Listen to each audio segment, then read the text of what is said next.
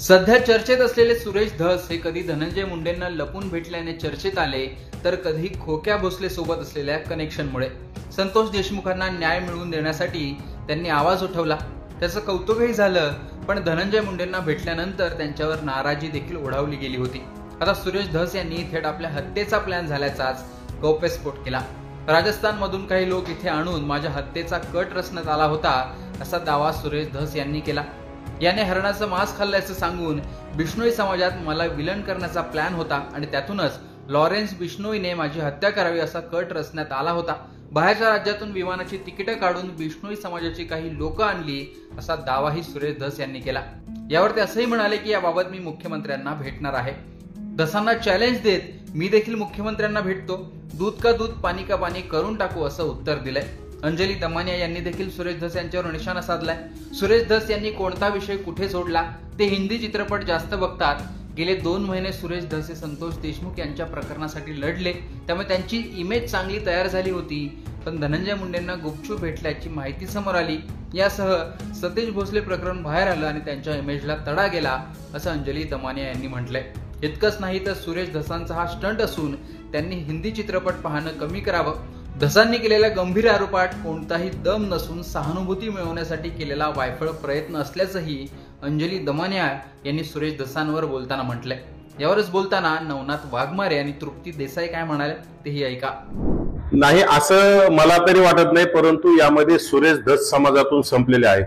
ज्याप्रमाणे मनोज जरांगे समाजातून संपल्याच्या नंतर कुठेतरी हॉस्पिटलमध्ये जाऊन वाकडं तिकडं पडायचं, माझ्या तब्येतीची काळजी, माझं काही खरं नाही म्हणायचं आणि सभेला गर्दी नाही दिसली की तिथं चक्कर येऊन पाडण्याचा सुरेश जरांगे जसा प्रयत्न करतात, तसाच सुरेश धसांचा सुद्धा आता समाजातून संपल्यामुळं समाजाची सहानुभूती मिळवण्यासाठी अतिशय हा केविलवाना प्रयत्न आहे। कारण सुरेश धस डबल ढोलकी वाजवणारा माणूस आहे। इकडे समाजाला वेगळं बोलायचं, तिकडे धनंजय मुंडेला आतून जाऊन सेटिंग करायची, म्हणजे या दोघांनाही समाजाशी काही घेणं नाही। जरांगेचं तर धनंजय मुंडेच्या विरोधात बोलायचं आणि जरांगे धनंजय मुंडे आणि वाल्मिक कराडांना संध्याकाळी भेटतात, खोके घेतात, म्हणजे तुम्हाला त्यावेळी सगळं गोड वाटलं, परंतु समाजापुढे समाजाचे ढोलकं वाजायचं आणि अंधारातून तुम्ही खोके पेट्या घेण्याचं काम करता।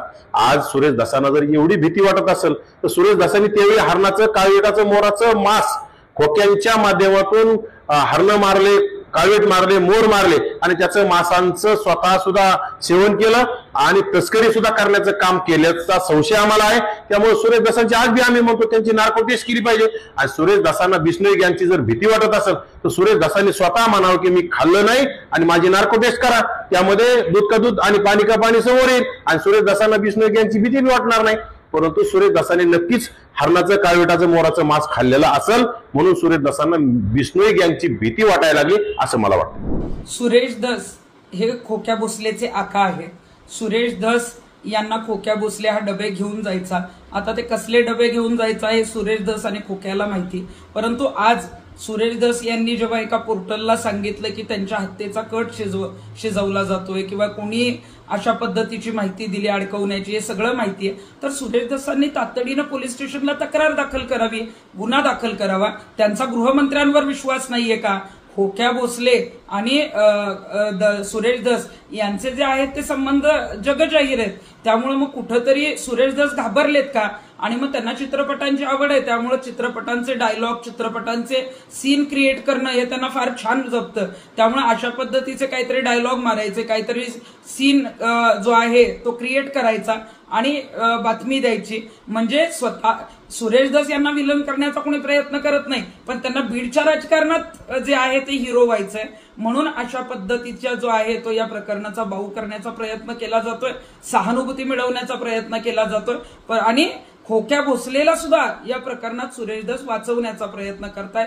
त्यांना खरोखरच एवढी गंभीर गोष्ट माहीत असेल, त्यांना जी नावं माहिती असतील, अशी जर घटना समोर आली असेल तर ताबडतोब त्यांनी गुन्हा दाखल करावा। तर अशा प्रकारे धसांनी केलेल्या आरोपांवर या मंडळींनी थेट उत्तर देत धसांनाच घेरण्याचा प्रयत्न केला। सुरेश धस या प्रकरणाविरोधात पोलिसात का गेले नाही तसा सवालही उपस्थित केला गेला। खोक्या प्रकरणात बोलताना सुरेश धस हे मवाळ भूमिका घेत असल्याने त्यांच्यावर टीका होते।